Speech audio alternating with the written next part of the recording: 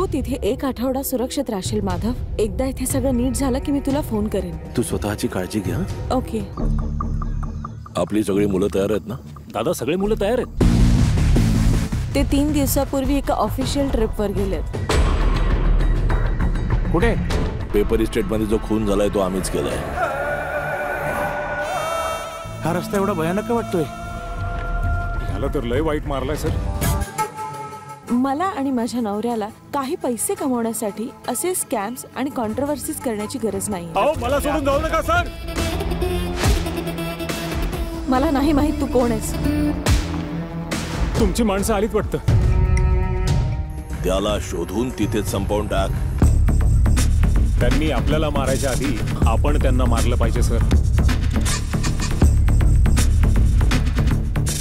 आताच डाउनलोड करा अल्ट्रा झकास मराठी OTT ॲप.